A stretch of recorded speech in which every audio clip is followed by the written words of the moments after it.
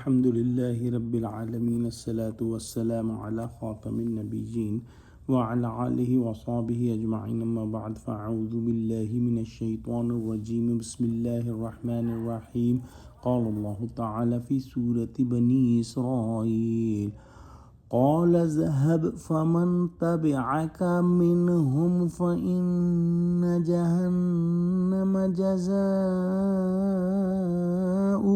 جزاء موفورا واستفزز من استطعت منهم بصوتك وأجلب عليهم بخيلك ورجلك وشاركهم في الأموال والأولاد وعدهم وما يعدهم الشيطان إلا غرورا۔ ترجمہ، خدا نے فرمایا یہاں سے چلا جا، جو شخص ان میں سے تیری پیروی کرے گا تو تم سب کی جزا جہنم ہے اور وہ پوری سزا ہے، اور ان میں سے جس کو بہکا سکے اپنی آواز سے بہکاتا رہے اور ان پر اپنے سواروں اور پیادوں کو چڑھا کر لاتا رہے اور ان کے مال اور اولاد میں شریک ہوتا رہے اور ان سے وعدے کرتا رہے، اور شیطان جو وعدے ان سے کرتا ہے سب دھوکہ ہے۔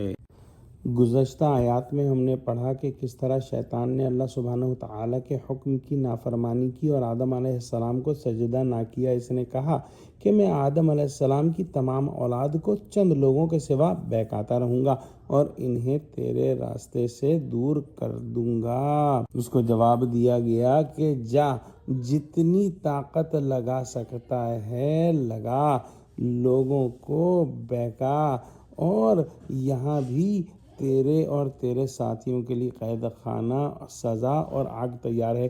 یعنی وہ آواز جو اللہ سبحانہ وتعالیٰ کی نافرمانی کی طرف بلاتی ہے وہ وسوسہ ہے جو شیطان دل میں ڈالتا ہے، چنانچہ وہ اپنی آواز سے انسانوں کو جہنم کی طرف بلاتا ہے۔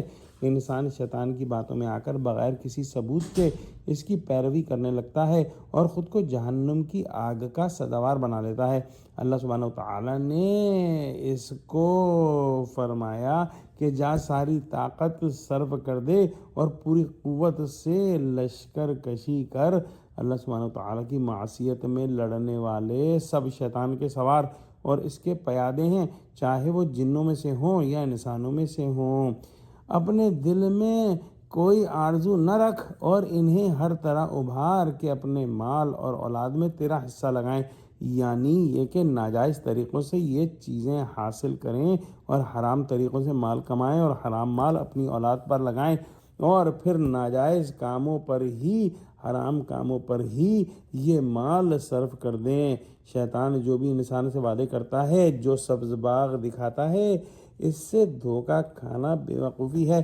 اس کے سب وعدے دغابازی اور فریب ہیں، چنانچہ وہ خود اقرار کرے گا کہ میں نے جو بھی وعدہ تم سے کیا تھا سب جھوٹا تھا۔